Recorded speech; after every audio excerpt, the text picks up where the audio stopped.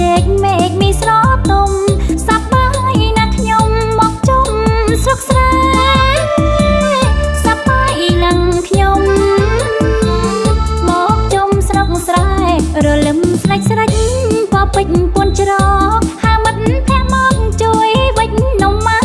អនសមនំគមនំជាលផងដែរសន្ទុំពេញស្រែចង្ខែវស្សាសន្ទុំពេញស្រែចង្ខែវស្សា